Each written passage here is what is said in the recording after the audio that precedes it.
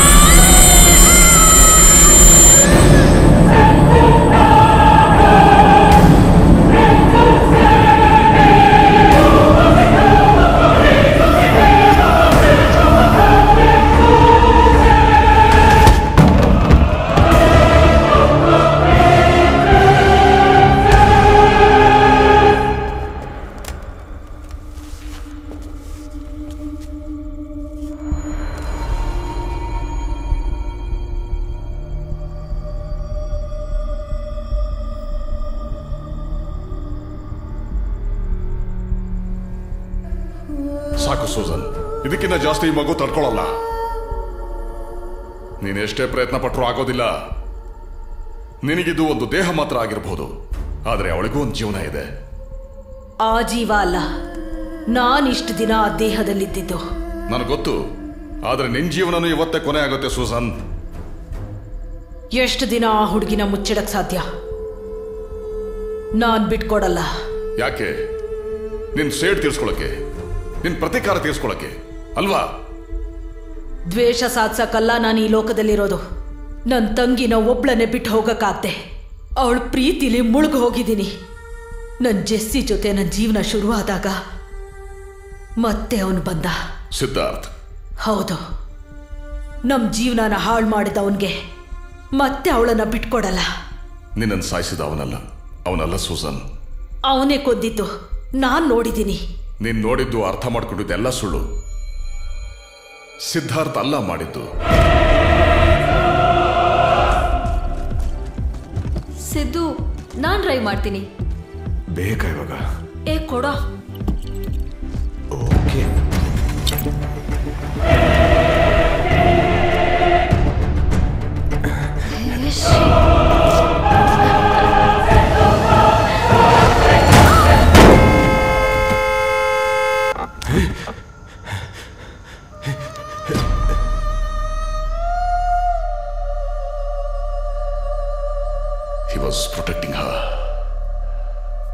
Susan ಸತ್ತ ಮೇಲೆ ಇದನ್ನೆಲ್ಲ ಅವನು ಜೆಸ್ಸಿಗೋಸ್ಕರ ಮಾಡ್ತಾ ಇದ್ದ. ಹಿ ಲವ್ಸ್ ಹರ್ ಲಾಟ್. ನೀ ಜೆಸ್ಸಿ ಜೊತೆ ಸಿದ್ಧಾರ್ಥನೂ ನಂಬಹುದು. ಸೂಸನ್ ಅಮೆಯನ್ನ ಬಿಟ್ಟು ಹೋಗು. ಅವಳನ್ನು ಬಿಟ್ಟು ಹೋಗಕ್ಕೆ ನನ್ಗಾಗಲ್ಲ ಫಾದರ್. ಹೋಗ್ಲೇಬೇಕು, ಬೇರೆ ದಾರಿ ಇಲ್ಲ. ಬದುಕಿದವರಿಗೆ ಸತ್ತೋರು ಯಾವತ್ತೂ ಭಾರ ಆಗಬಾರ್ದು. ಜೆಸ್ಸಿ ಮೇಲಿರೋ ಪ್ರೀತಿ ಮತ್ತೆ ನಿನ್ನ ಸ್ವಾರ್ಥಕ್ಕೆ ಅವಳಿಗೊಂದು ಜೀವನ ಇದೆ ಅನ್ನೋದನ್ನೇ ಮರ್ತು ಬಿಟ್ಟಿದೀಯಾ? ಈ ಮಗು ಬಗ್ಗೆ ಯಾವತ್ತಾದ್ರೂ ಯೋಚನೆ ಮಾಡಿದೀಯಾ?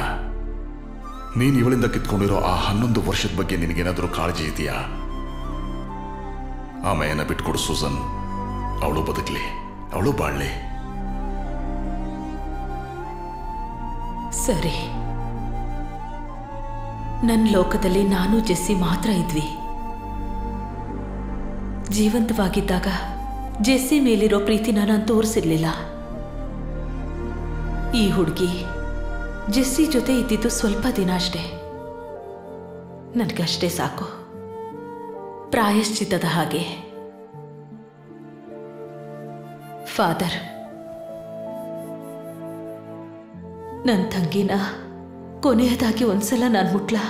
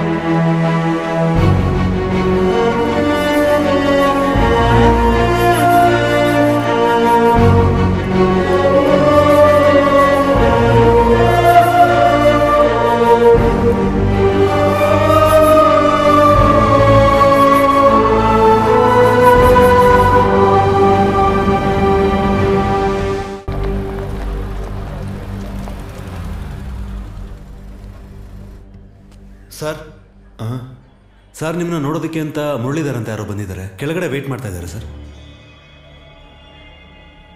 ಡಾಕ್ಟರ್ ಏನಿಲ್ಲ. ಸುದರ್ಶನ್ ಕಾರಲ್ಲಿ ಕೂತ್ಕೊಳ್ಳಿ. ನಾನು ನಿಮಗೆ ಸ್ವಲ್ಪ ದುಡ್ಡು ಕೊಡೋದಿದೆ. ನಾವು ನಮ್ಮ ಲೆಕ್ಕನೆಲ್ಲ ಚುತ್ತ ಮಾಡಿದೀವಲ್ಲ ಡಾಕ್ಟರ್, ನೀವು ಇಲ್ಲಿಂದ ಹೊರಡಿ. Things have changed Sudarshan. ನನಗೆ ಮತ್ತೆ ನಿನಗೆ ಗೊತ್ತಿದ್ದಂಥ ವಿಷಯ ಇವಾಗ ಮೂರನೇನೂ ಕೂಡ ಗೊತ್ತಾಗಿದೆ.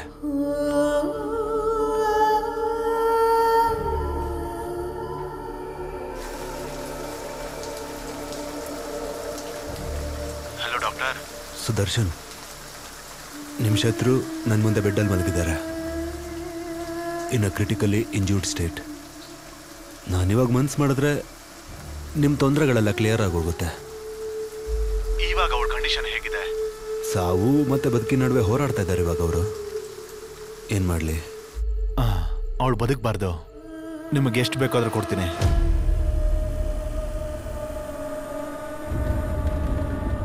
ಯಾರದು?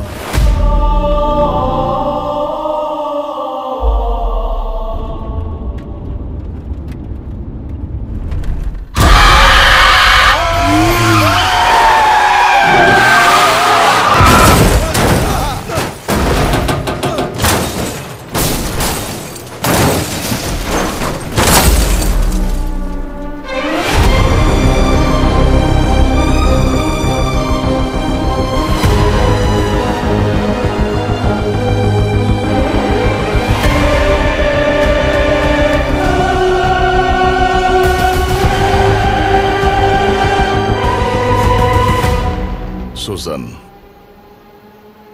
now you can rest in peace.